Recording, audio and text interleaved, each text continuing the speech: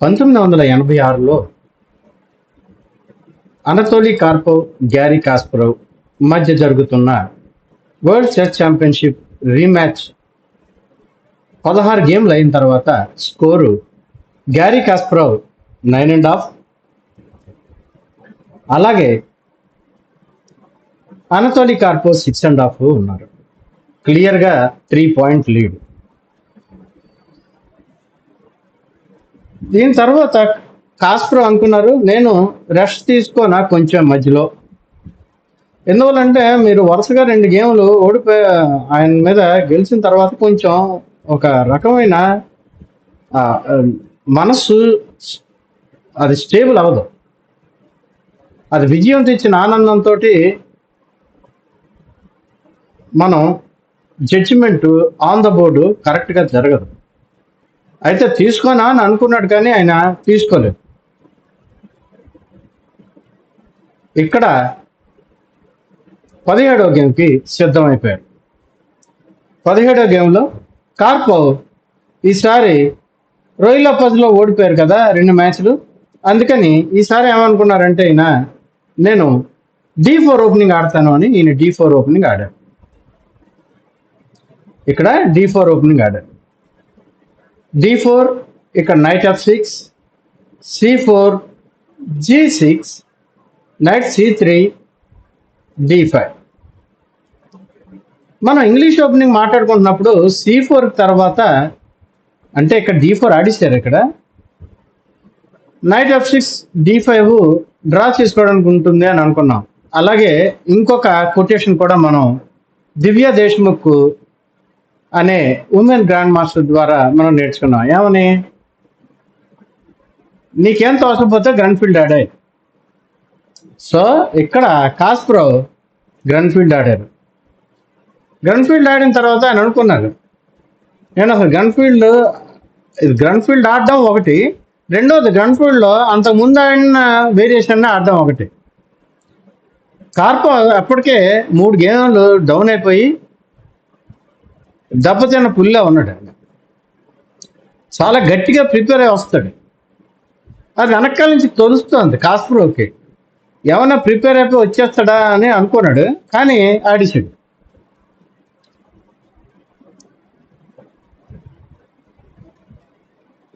అసలు గ్రాండ్ఫీల్డ్ డిఫెన్స్ ఇలాంటి సిచ్యుయేషన్లో ఉపయోగించాలా అని అనుకున్నాడు తర్వాత, ఈ గేమ్ తర్వాత.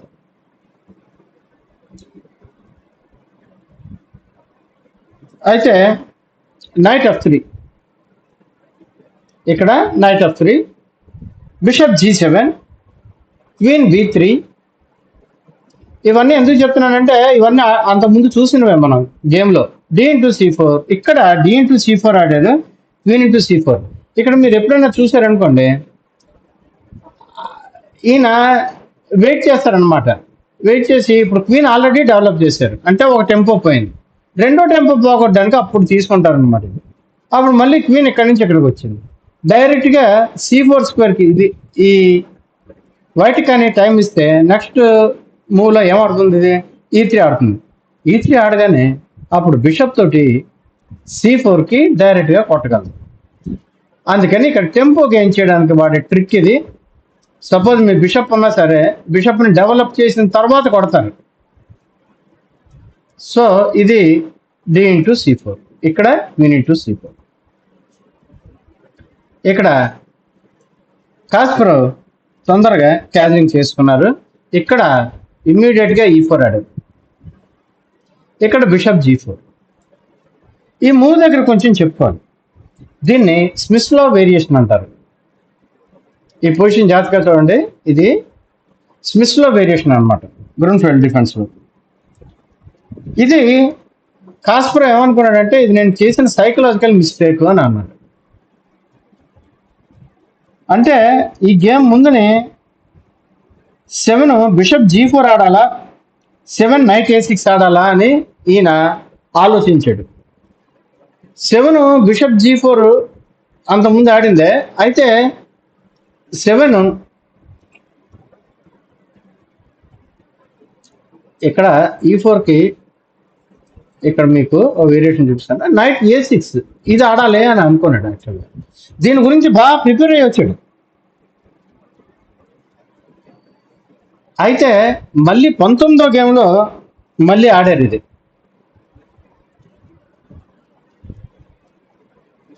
ఇది 19వ గేమ్లో మళ్ళీ ఆడారు.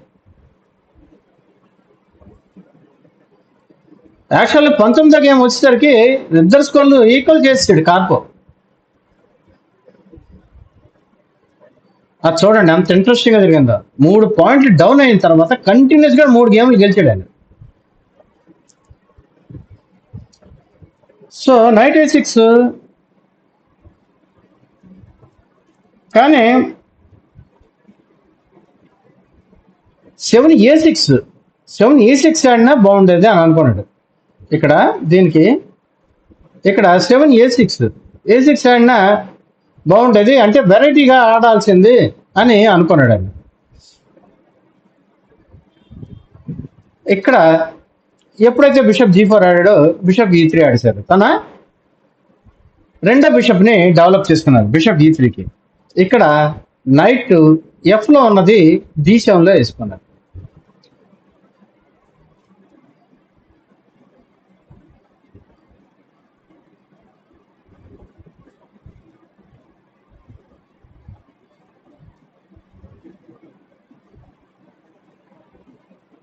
సో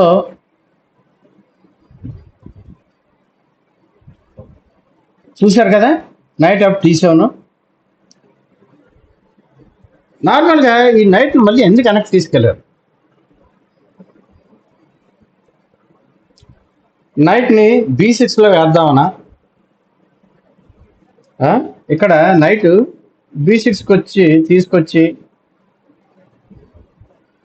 తర్వాత నైట్ని ఇక్కడ తీసుకొచ్చి ఇలా చేద్దామనా అన్నది మనకి ముందు తెలుస్తుంది. ఇక్కడ రుక్ని D1లో పెట్టారు. ఇక్కడ ముందర నైట్ C6 ఆడారు.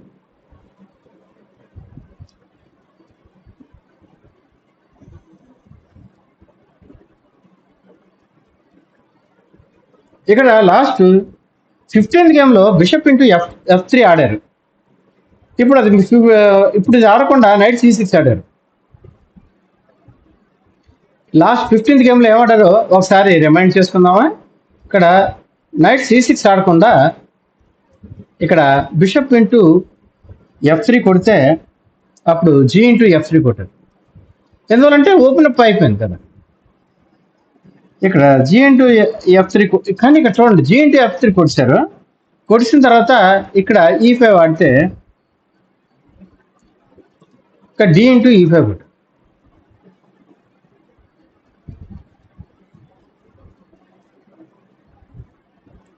సో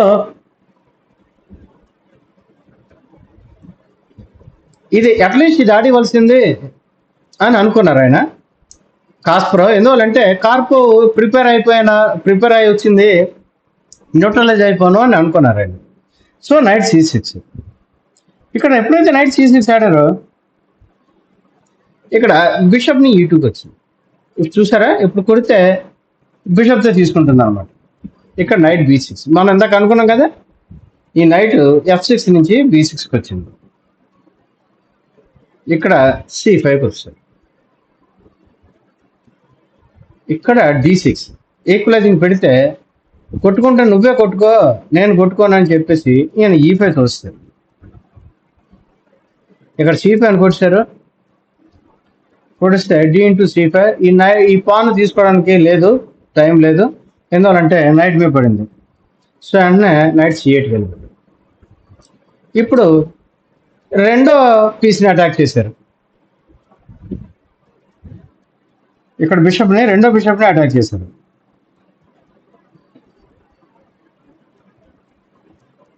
ఇప్పుడు బిషప్ ఇంటూ F3 కొట్టారు.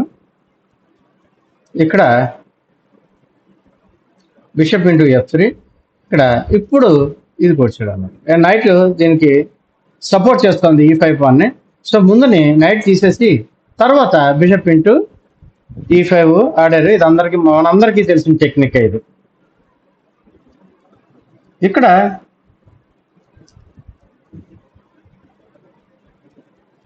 ఇక్కడ ఈయన కూడా అదే టెక్నిక్ వాడారు. ఏం చేశారు, ఇది కొట్టారు బిషప్ ఇంటూ C6, ఇక్కడ B ఇంటూ C6. ఈ రెండు ఇక్కడ డెవలప్ అయిపోయాయి పాన్లు. ఇప్పుడు బిషప్ని తీసుకొచ్చి D4లో పెట్టారు. ఇక్కడ నైట్ ఉంటే ఇక్కడ పెట్టబోదురు కదా, అందుకని దీన్ని ఇప్పుడు ఏం చేస్తాం నీ బిషప్ని అని అన్నాడు. ఈయన ఇలాంటివి వాడుతూ ఉంటారు, ఏకులో చేసేస్తుంటారు దాన్ని అటాకింగ్గా. ఇది చూడండి, ఇది కానీ పోయింది అనుకోండి, ఇంక వైట్ బ్లాక్ నైట్ ఇక్కడ స్టక్ అయిపోయింది, దానికి ఏం యాక్టివిటీ లేదు, వెంటనే రుక్కు కింద దిగిపోద్ది. ఇప్పుడు బిషప్ ఏం చేస్తుంది, బిషప్ క్యాన్సిల్ అయిపోయిన తర్వాత ఈ పాన్ మీదకి వచ్చేస్తుంది అనమాట. ఈ పాన్ మీదకి తర్వాత డెవలప్ అయిపోయిన ఈ పాన్ కూడా కొట్టేస్తాడు. ఇక్కడ బిషప్ F4కి వచ్చాడు, ఇక్కడ క్యాదరింగ్ చేస్తాడు. క్యాదరింగ్ చేసి ఇప్పుడు డైరెక్ట్గా ఇక్కడ పెట్టేద్దాం. ఇక్కడ బిషప్ F4 క్యాదరింగ్ చేసిన వెంటనే ఇక్కడ ఒక మిస్టేక్ జరిగిపోయింది. అంటే ఒక రాంగ్ మూవ్ ఆడిస్తారు. యాక్చువల్గా ఒక మూవ్ రాంగ్ అని ఎలా చెప్తాం, అది ఎందుకు రాంగ్ అయిందంటే దాని ప్లానింగ్ రాంగ్ అయితే, if your planning is bad then your moves can be wrong. అదనమాట.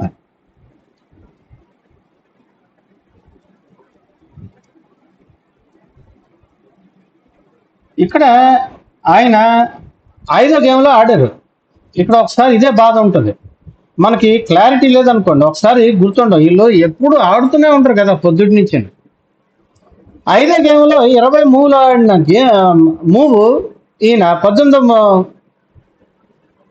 ఎత్తులో ఆడిచాడు అనమాట. ఇక్కడ రూక్ F1కి వచ్చి సింపుల్గా ఇక అంతే, ఈ పాన్ మీద అటాక్ చేస్తాను, ఏం కాకుండా కాసుకో. ఇక్కడ A4తో వచ్చాడు. నేను చెప్పాను కదా కాస్ప్రోకి ఇది ఒక హ్యాబిట్ ఉందని, తోసుకుంటూ వెళ్ళిపోతాడు. కాస్ప్రో కాదు, రష్యన్ ప్లేయర్స్ అందరూ ఇలాగే తోసుకుంటూ వెళ్ళిపోతుంటారు. ఇక్కడ మనం అయితే గాబరా పడతాం, కానీ కార్కో ఏం గాబరా పడలేదు, ఏం పర్లేదు అక్కడికి రాలేడు అని కాన్ఫిడెంట్ ఆయనకి. ఇక్కడ తిన్నగా తీసుకెళ్ళి ఫస్ట్ రుక్ E4ని అటాక్ చేసి, రుక్ E4లో పెట్టి బిషప్ని అటాక్ చేసి, బిషప్ వెనక్కి పారిపోయింది.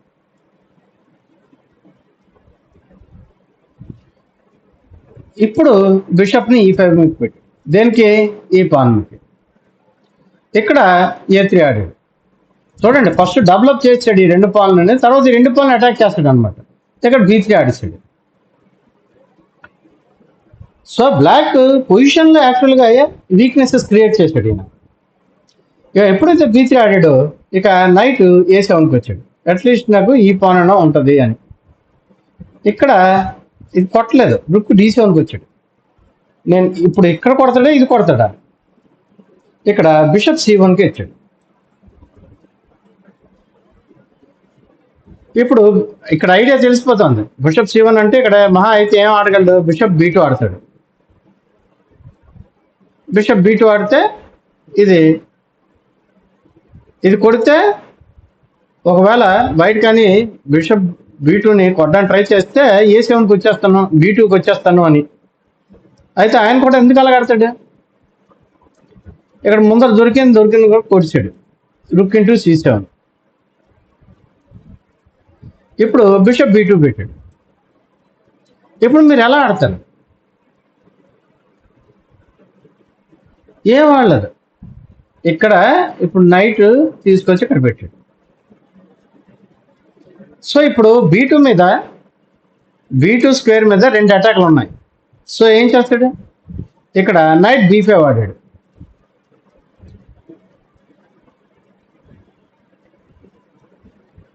దేని మీద, రుక్ మీద పడింది. అప్పుడు రుక్ ఇంకొక పాన్, అదే డబుల్ పాన్స్ చూసారా, డబుల్ పాన్స్ని ఎందుకు డిసడ్వాంటేజ్ అంటారు, ఆ 2 పాన్లు ఈజీగా నవ్విస్తాడు. ఇప్పుడు చూస్తే బోర్డు మీద ఒక పాన్ ఎక్స్ట్రా కింద వైట్కి వచ్చిన గేము కంప్లీట్లుగా ఇక్కడ ఈ పాన్ కూడా కొట్టించినట్టు ఉన్నాడు. అక్కడ 2 పాన్ ఐలాండ్స్, రెండిట్లోనూ 3 పాన్స్. ఎప్పుడైతే రుక్ ఇంటూ కొట్టాడో రుక్ ఎఫ్ D8కి వచ్చాడు. వచ్చి మేబీ నైట్ D2 రుక్ D2 వద్దామని, అయితే ఇక్కడ రుక్ B6 వేస్తాడు. నైట్ మీదకి పడింది. ఇక్కడ రుక్ D5, నువ్వు నా నైట్ని కొట్టుకుంటూ నేను నీ బిషప్లో కొడతాను, ఎందుకంటే బిషప్ బాగా చికాకు పెడుతుంది, ఇక్కడ కొట్టేస్తాను అని అన్నాడు. నేనేం కొట్టను అని వెనక్కి వచ్చాడు. చూడండి, ఇది అడ్వాంటేజ్. మనం ఒక అపోనెంట్ ఫోర్స్ మీద మనం అటాక్ చేసాం, అతను రిటర్న్లను మన మీద వేసాడు. వేస్తే ఇక్కడ పోనీ B2 దగ్గర A3 దగ్గర ఏమైనా జరిగిపోతున్నాయంటే ఆ పాన్ అడ్వాన్స్ చేయలేదు, అందుకని కామ్గా వదిలేసేది, ఆ బిషప్ని వెనక్కి తెచ్చుకున్నాడు. ఇప్పుడు ఈ నైట్ని కదపాలి, తప్పదు. ఇదే గమనించాడు ఆయన. నైట్కి ఒక మంచి స్క్వేర్ లేదు, సో నైట్ C3. ఇప్పుడు నైట్ ఇంటూ C3 కొడిచాడు. ఇక్కడ bishop into C3. Okay, well and good. ఇప్పుడు మీరు ఏం ఆడాలి? ఎండ్ గేమ్లో 2 విషయాలు మనం జాగ్రత్తగా చేసుకోవాలి. మీ దగ్గర పాస్డ్ పాన్ ఉంటే తోసుకుంటూ వెళ్ళిపో, C6. ఈ బిషప్ D4కి వచ్చాడు, కిందకి వెళ్ళిపోతాడు, అంతే. రుక్ B7. ఇప్పుడు ఈ పాన్ తోసేస్తాడు, పాన్ తోసుకుంటూ వెళ్ళిపోతాడు. ఇంకా ఇక్కడ ఈయన రిజైన్ చేస్తాడు. బ్లాక్ 2 అవర్స్ తీసుకున్నారు. వైట్ నిజంగా క్రష్ చేసింది అనమాట. గ్రౌండ్ ఫీల్డ్ డిఫెన్స్ని క్రష్ చేసి పారేశారు. మీలో ఎవరైనా గ్రౌండ్ ఫీల్డ్ డిఫెన్స్ని, అంటే మీరు D4 ఆడుతుంటే గ్రౌండ్ ఫీల్డ్ డిఫెన్స్ ఆడుతున్నారు అపోనెంట్స్ అంటే, ఇది చూసుకోండి. ఎందువల్లంటే ఇది చూసుకోవడం అంటే మూవ్స్ చూసుకోకండి. ఆయన ఐడియా ఏంటి? ఆయన సింపుల్గా ఆడిచాడు. ఈయన కార్పోవ్ 3-0తో ఓడిపోయి, అంటే 9:30, 6:30 ఉంది. తర్వాత ఇలాంటి గేమ్ ఆడగలని ఎవరు ఊహించారా? అదే ఆయన ప్రిపరేషన్. అది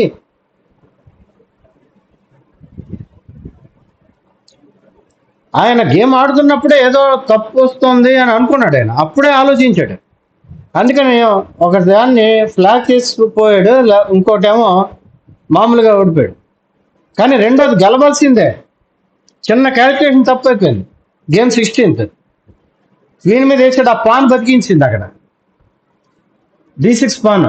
సో ఇక్కడ ఇంక ఎటువంటి ఛాన్స్ ఇవ్వలేదు, క్రష్ చేసాడు.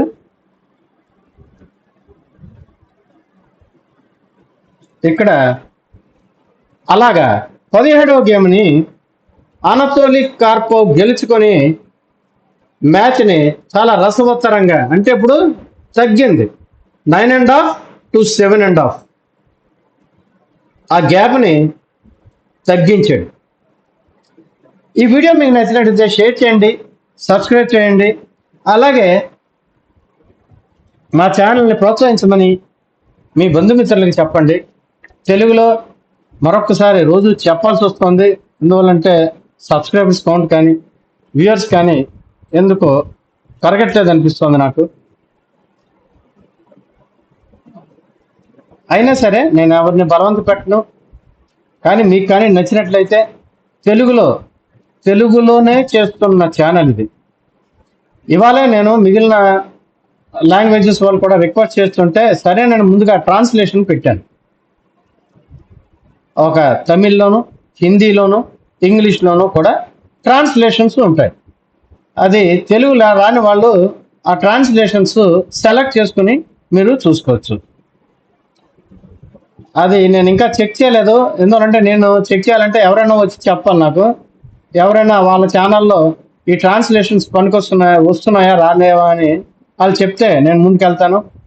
అలాగే నేను డబ్బింగ్ కూడా ట్రై చేస్తున్నాను, ఆటో డబ్బింగ్కి. అది కూడా వర్కౌట్ అయితే ఛానల్ ఇంకొంచెం ఎక్స్పాండ్ అవుతుంది, ఇన్పుట్స్ ఎక్కువ వస్తాయి. అలాగే నాకు ఇంకా ఆఫీస్ నుంచి క్లియర్గా నన్ను స్పేర్ చేయలేదు.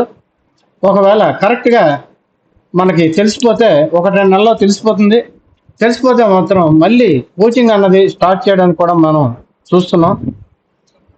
సో ఇవి మా ఛానల్ నుంచి. అలాగే మీరు ఎవరైనా పర్వాలేదు 7416370351 మీరు వాట్సాప్లోకి వెళ్తే ఎస్కేఎంఎల్ ఛానల్ అని కూడా పెట్టాం మేము ఒక వాట్సాప్. అందులోను ఎందుకంటే ఇక్కడ ప్రైవేట్ పబ్లిక్గా మనం అన్ని కోర్సులు కొంచెం మెటీరియల్ ఇవ్వలేము. అందులో ఎవరికైనా కాలిస్తే మెటీరియల్ అడిగితే అందులో మేము మా దగ్గర కానీ అది ఉంటే మేము మీకు తప్పకుండా పంపిస్తాం. సో మమ్మల్ని ఎంకరేజ్ చేయండి, మమ్మల్ని ప్రోత్సహించండి. మళ్ళీ ఇంకొక వీడియోతో మీ ముందుకు వస్తాం. అంతవరకు సెలవా మరి.